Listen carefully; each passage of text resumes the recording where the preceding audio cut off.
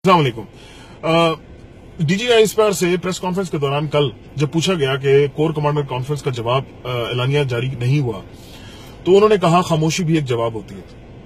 उसके बाद सारी शाम जो है इसी पे बहस होती रही, तज्जिए होते रहे कि इस खामोशी में असल में कहा क्या जा रहा है, उनका मकसद क्या है, खामोश रह के वो जवाब दे रहे हैं, वो जवाब क्या है। बेसिकली मेरे ख्याल में जवाब ये है कि करप्शन के गॉड फादर्स चाहे जितना मर्जी है इदारों पे हमला करें, अटैक करें, बदनाम करने की कोशिश करें, कौम ये इदारे खामोश रहेंगे और इनको इस दफा सियासी शहीद नहीं बनने देंगे,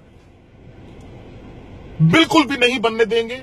इनका इख्तिताम, इनका अंजाम सिर्फ और सिर्फ कानून और अदालतों के थ्रू होगा। बिल्कुल भी इस दफा इनको शहीद नहीं बनने देंगे। इस वक्त मैं जानता हूं कि भाइयों जो करप्शन की फोर्सेस जिन्होंने इस मुल्क को पिछले 30 साल से 70 साल से लूट रहे हैं, दोनों हाथों से, पंजों से, दोनों हाथों से लूटा है, वो चाह रहे हैं कि इदारे इनके साथ हेड ऑन कोलिजन में आए, आमने सामने एक दूसरे के खड़े होकर रोजाना के हिसाब से लड़ाइयां हों, ताकि इनकी करप्शन को लोग भूल के उस जंग की तरफ देखना शुरू कर दें जो इनके और इदारों के दरमियान लगी हो।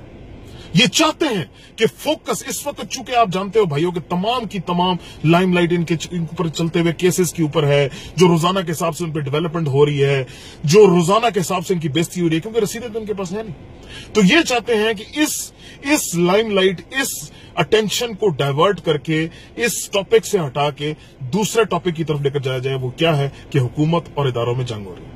अभी आप लोगों को उस खबर के बारे में पता होगा जो थोड़े दिन पहले आई थी कि इन्होंने अमेरिका में एक लॉबिस्ट फर्म हायर किया। पता नहीं उसमें सदाकत कितनी है, लेकिन आई जरूर थी कि एक लॉबिस्ट फर्म इन्होंने हायर किया जो इनका नैरेटिव, जो कि झूठ और फ्रॉड और तासुब और फसाद से भरा हुआ नैरेटिव है, वो अमेरिकन गवर्नमेंट और इंटरनेशनल कम्युनिटी के सामने रखा जाए कि इस मुल्क के अंदर फिर जमहूरियत को खतरा है और साजिश की जा रही है। तो भाइयों मैं आपको लोगों को बता दूं, ये हमारी फौज है, ये हमारी अदलिया है। एक हमारा मुहफ़िज़ है और दूसरा कानून और आइन का ज़ामिन है। अगर इस मुल्क को किसी ने मुक्ति दिलानी है, अगर इस मुल्क को इन करप्शन के गॉडफादर से किसी ने निजात दिलानी है, तो ये दो इदारे ही दिला सकते हैं, लेकिन अपनी कानूनी हदूद में रह के।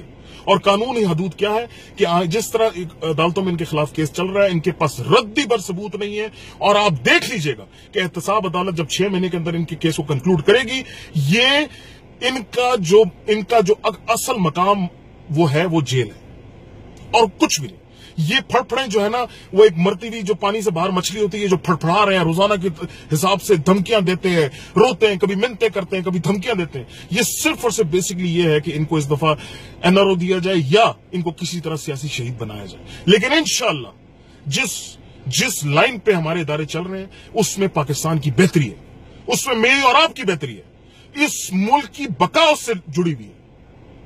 तसादम से किसी को कुछ भी नहीं मिल रहा।